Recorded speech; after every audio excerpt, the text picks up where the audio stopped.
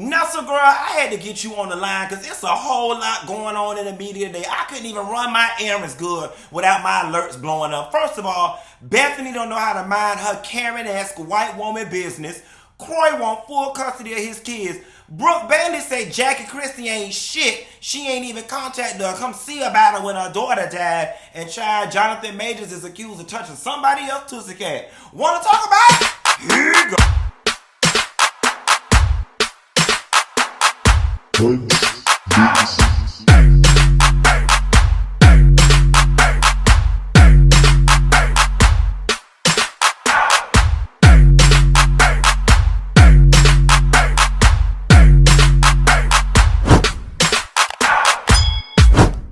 Listen, that's the girl. Before we get started, y'all gonna have to bear with me a little bit. This room that I'm in right now used to have carpet in it. They just came and retiled the room yesterday and today. It's creating a bit of an echo. I ordered some soundproof panels to put on the wall, some foam panels, and they won't be here until the 15th. So y'all just gonna have to bear with me till Monday. But y'all hoes will be all right. It's better an echoey video than no video, right? Anywho, child, I was going to breakfast, minding my business like I always do, and somebody had sent me a DM of Bethany Frankel going in on Kim Zolciak Biermann and Kroy Biermann, right? Now here's the gag. Everything Bethany was saying was 100% the truth, right? And on the left side of my brain, I was amen, right there, Bethany. Get it, girl. You go, girl, right? But on the right side of my brain, I was like, this is not sitting well with me. I said, for whatever reason, Bethany Frankel is too emotionally invested in these people's business, right? She was scolding them and giving them direction and pointing the finger. Now, don't get me wrong, right? Some people would say, well, Funky Not Evil, what's the difference between what Bethany did and what you did? Well, I mean, quite frankly, there isn't much of a difference, right? But this is what I do for a living. These days, I don't know what Bethany does for a living, but I do find it a bit off-putting, right? When people are in the same industry, they're on the same record label, they reside within the same house, and you have so much commentary for one of your co-workers, sister mates, sorority sisters, housewife sisters, Eastern South sister, sorority sister, step sister, god sister, or any other type of sister, Girl Scout sister. It just feels a little off. So it made me sit back and dig in my bag of tricks and ask myself, Bethany, while you are 100% right, why are you so vested in their business, right? And then as I'm sitting here talking to y'all, I keep forgetting that Bethany has built her entire brand on being brazen and outspoken, and maybe that's the reason that she's talking, to draw people to her podcast, which I kind of find that to be slightly manipulative and like low down, because if in the real world you're not naturally drawn to it, you really don't care, and you're kind of just being mean to draw people to your platform, then that's kind of like exploitation as I look at it. And I don't know, unsavory business practices is the best way I could put it. But Bethany, you did what white women do best.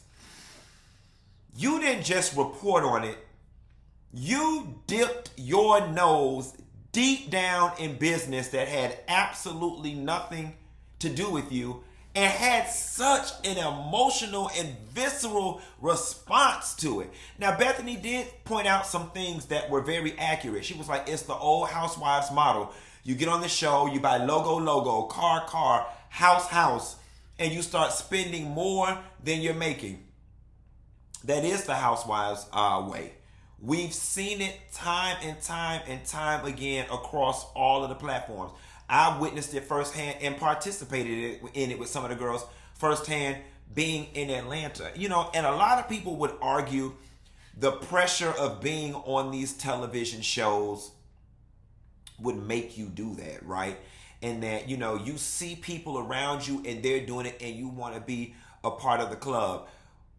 You know, Maslow's hierarchy of needs describes status and describes acceptance as one of our needs on the hierarchy of needs. So for anybody to sit out here and just act like they are immune to some form of keeping up with the Joneses or when in Rome, do as Romans do, you're lying to yourself. You're lying to yourself. It may not manifest itself as materialistically as it does with some other people, but it is a proven scientific fact that status and acceptance are both on our hierarchy of needs. Yours may just look different because you don't live in a Buckhead or a Beverly Hills address, but I can assure you, wherever it is you live on your little block, if out of nowhere every single house on your block went, redid their roof, redid their yard, and redid their grass, there is something in you that's going to say, I need to do the same in order to conform. That's about the most down-home example I could give off the top of my head to make everybody somewhat understand without it being so grand. I'm not saying if your neighbor go out and buy a Range Rover, you're going to go out and buy a Range Rover. That's apples to oranges. But if everybody in your village, whatever it may be, just like if you go to church on a particular day, and this particular day, you didn't get the goddamn memo, and everybody in there got on white stockings and white Payless shoes for whatever reason, you going to feel like the odd man out. And for 30 seconds or less, you're going to be like, dang, I need to get my white stockings and my white Payless shoes to fit in. It's called herd behavior, and that's just what we do as human beings. And we try so much to exclude ourselves from the animal kingdom without realizing we are animals just as well. But I'll give y'all the biology lesson and the anthropology lesson on another video. Nevertheless, I was talking it over with a friend at breakfast, and she pointed out that, it may have hit home for Bethany because Bethany did always keep it real. And Bethany was the housewife that came on there broke. She started out as Jill Zarin's personal chef. She didn't have what the girls had. And I think it may have been troublesome for Bethany because while she was on the show, not having nothing and carrying the reputation of being the broke housewife, she was in people's house and being around other Bravo celebrities that were equally as broke as her, if not worse, watching them front, but her taking all the heat for being the broke housewife. So again, as I flesh this out, maybe, just maybe, that's why it touched Bethany so much, because she's still somewhat traumatized from walking around carrying the stigma of being the broke housewife when all in all, she was not the only one. Bethany, the only place that you went wrong is that you just went too hard on a public platform. And I don't know, maybe I'm just cut from a different cloth when I talk about industry courtesy. Y'all got so upset with me when I refused, and I thought about this the other day. Y'all got so upset with me when I refused to talk about the Tasha K and Cardi B situation in-depthly. And what y'all need to understand is that when I said I don't talk about other YouTubers, I've been doing this 13 years.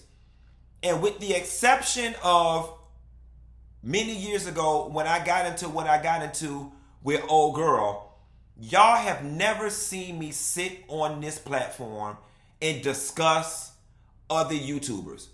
I call them my co-workers, my colleagues. And here is what y'all need to understand.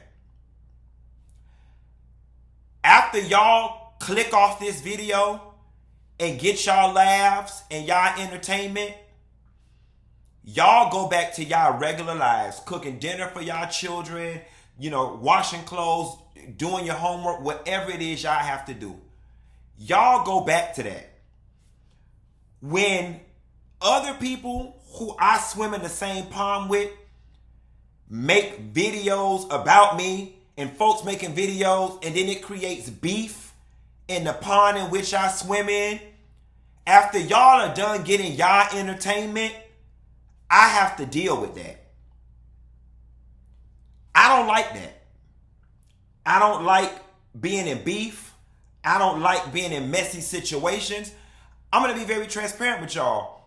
I enjoy being liked. I don't like when there's a slew of people out there who don't like me. Doesn't feel good.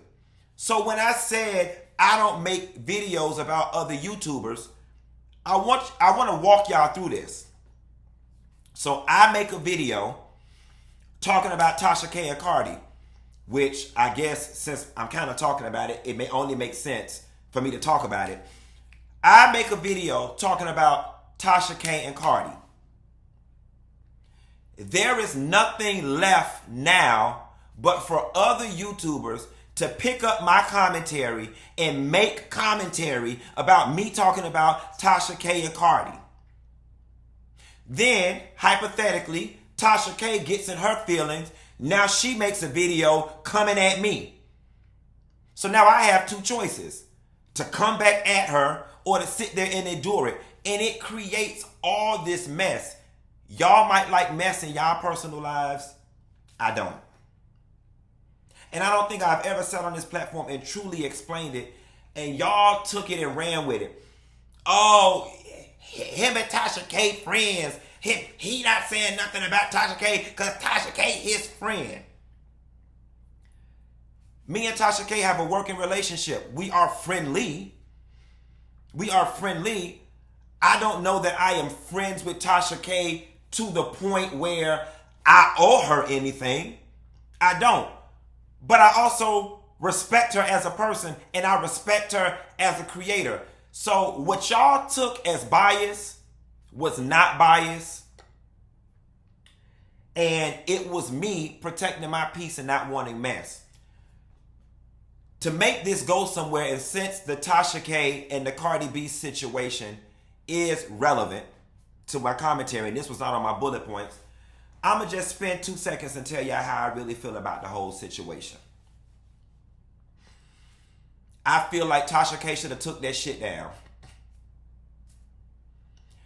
I feel like Tasha K should have took the shit down from the get-go. I'll never forget, I was friends with one of the people that ran Bossip at the time. And she said to me, whenever we get a takedown notice from anybody, because Bossip is owned by a corporate entity. She said, whenever we get a takedown notice from anybody about any story, without question, we just take it down. Because legal has advised us that it costs us nothing to take down, and litigation is more expensive than what we made. This Tasha K and this Cardi B situation is a cautionary tale for all bloggers, media outlet people, and all that in the third. Now, whatever Tasha's reasoning was for leaving it up, I do not know. I am willing to bet that it was probably rooted slightly in ego. There are a lot of YouTubers, a lot of bloggers, a lot of media personalities that carry this attitude of, you not gonna chump me off, you not gonna tell me what to do on my shit, this my shit, and I'm gonna leave it up. And unfortunately, that attitude and that line of thinking got her a $4 million judgment. A very expensive lesson to learn. And while I have never discussed this situation with Tasha K, I know that she's only human, and just like I'm only human, I am more than positive that if she could go back in history and do things differently, she probably would, because it just was not worth it when it was all said and done. So tying that back to Bethany and what I just said, it's not worth it, in my opinion, to create beef intense situations where you work.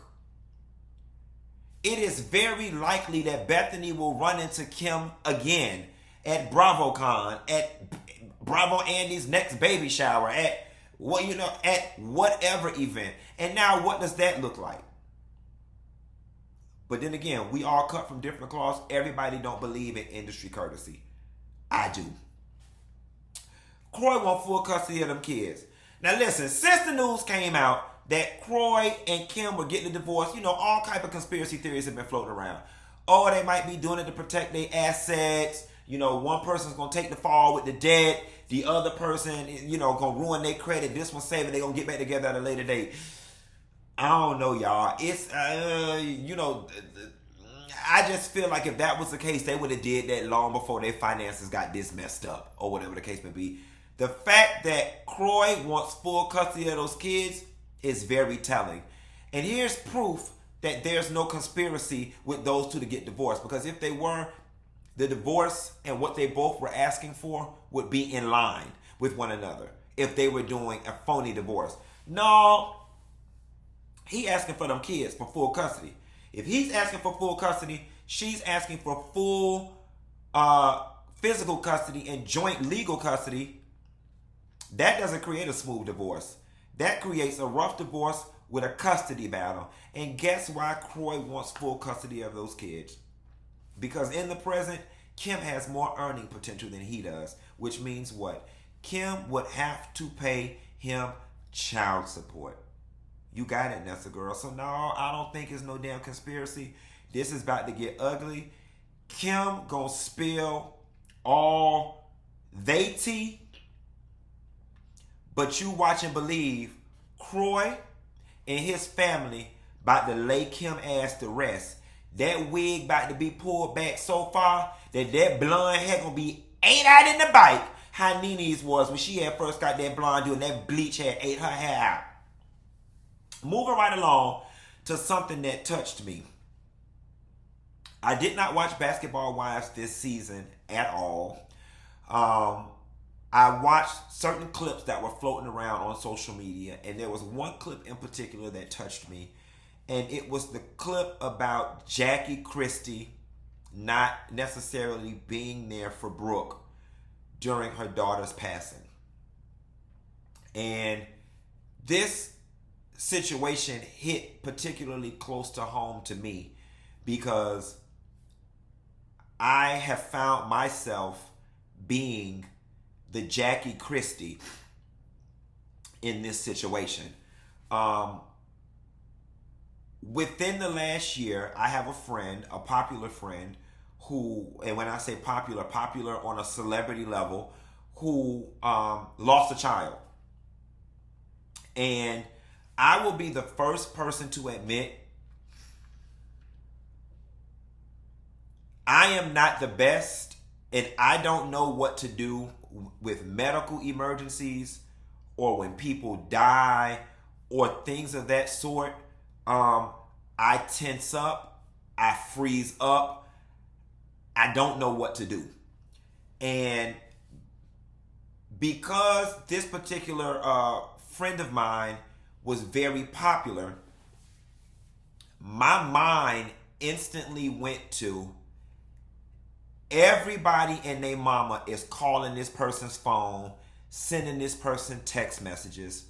And I just thought back to when I lost my mother and the word got out.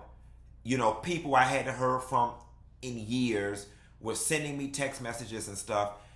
And listen, don't get me wrong. I guess at the very end of the day, I guess you appreciate them when it's all said and done and the dust settles. But I remember when I was dealing with the passing of my mom, they felt hollow. They meant nothing. My phone buzzing and ringing all the time from random people or people I had not heard from in a long time, though their intentions were pure, it was getting in the way.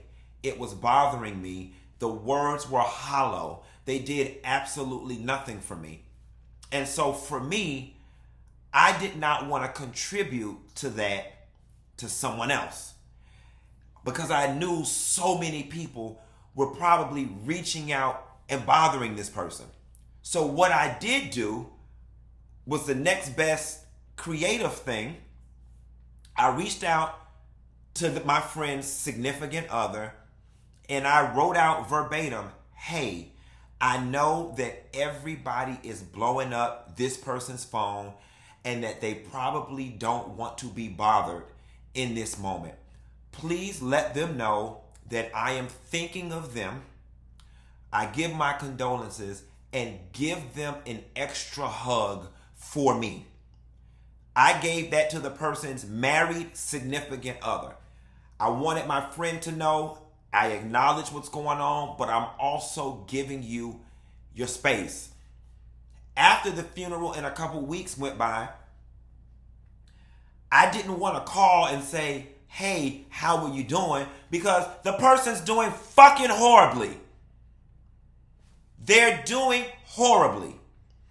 And the only thing I could think of was, what if this person is having a good day? And this was the day that they could finally get up, put some clothes on, go to Home Depot, go to Ross, go out to eat. And here I come calling them, reminding them of the hardest, biggest tragedy that they ever had to experience. So then a couple months went by. Then it was like, okay, now at this point, I don't want to call and bring this up. And I figured that I would just wait until I saw said person again and we would have a moment. So I definitely understand how Jackie Christie could have withdrew from the situation. Now, full transparency, I didn't watch the season. I overheard Brandy in the clip say, Jackie, you always present yourself as the leader of this group, so on and so forth. And as the leader, people expected a little more from you. With that dynamic being said, I could understand their position and Brooke's position.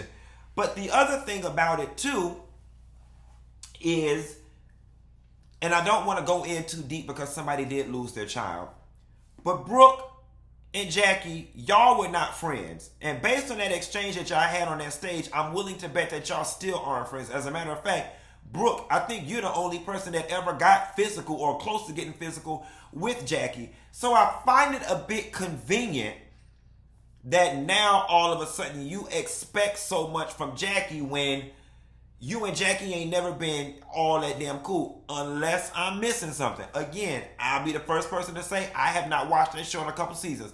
So y'all can drop down in the comments and correct me all day long.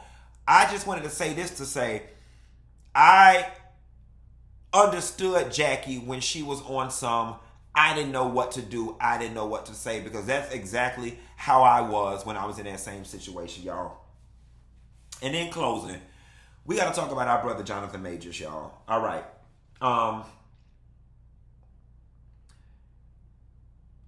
I know that over the last couple of years, we have definitely been on this pro-black tip. We've been on this protect black women tip. We've been on this stop being so quick to demonize black men tip. And sometimes in the midst of both of those movements, we have blindly supported people that we shouldn't have. And we have turned a blind eye to things that we shouldn't have turned a blind eye to. People are innocent until proven guilty. But let's face it, y'all. This is not no conspiracy theory. Where there's smoke, somebody lit a candle. Or blew one out. Like, a lot of y'all like to think in terms of these large, massive ass conspiracy theories. But do you honestly think this many human beings can keep their mouth closed on a conspiracy theory? Like, let's just walk through this really quickly. There would have to be a lot of people involved in a conspiracy theory of this magnitude. In addition to something, they just always want to take a black brother down. Well, y'all got to understand something. Taking a black brother down doesn't benefit these white folks or these movie studios, because the reality of the situation is they own the content, they own the movies, so whatever the hell monies that he makes, they're making 20 times that much. It benefits them that the Jonathan Majors of the world are in good standing. It benefits them when they can lock him into a franchise and everybody loves him and flocks to see a movie only because he's in it. They get nothing out of canceling him when all they're going to do is replace him with another Negro. So I think it's time that we begin to explore the possibility that our brother may have a problem. Just like Bill Cosby had a problem. Just like R. Kelly had a problem. Just like Trey Songz has a problem. Just like Chris Brown has a problem. Just because they black and just because we live in a racist world don't mean some of our brothers don't have problems. And something in the milk or in them white women that he choosing is not clean. And so it's sad, right? Because I don't know what to feel in this situation. Nobody ever wants to celebrate the demise of somebody, right?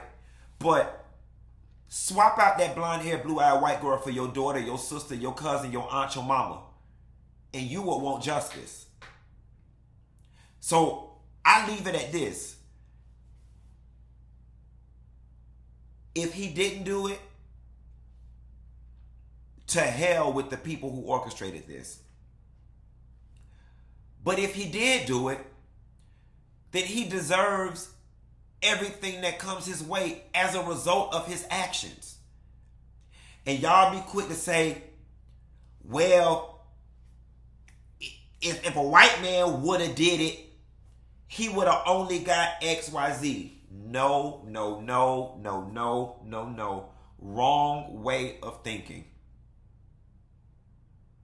It ain't about if a white man did it. We have known since they brought our ass over here that the system does not work in our favor. So you don't get to sit up and make the complaint of if a white man did it. You knew before you committed the crime that you're not going to get treated with the same level of leniency that white people get. That's not something that just came out of the blue that's unexpected. So you don't get to use that as a rebuttal. I'm sorry. This is getting lengthy, so I'm going to get off the line.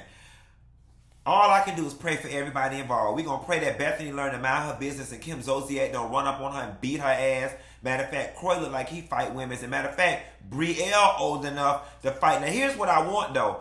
Brielle, since you had all that smoke for Nene and you was taking pictures of roaches, why don't you get on your live with them big saw shit lips and get Bethany ass together because she came for your mama. But we going to pray for her. We going to pray for Kim Zolciak and that litter of puppies she got, and hopefully they end up in the right pound and not the Humane Society. We going to pray for healing for Brooke Bailey, and we going to pray that Jackie Christie finds some type of way to shrink her neck non-evasively. And we going to pray that no more victims come forward and say Jonathan Majors assaulted them, child. That's all I got. Ain't got no more. Y'all, if you're new around here, be sure to like and subscribe. And I'll call y'all later. Bye.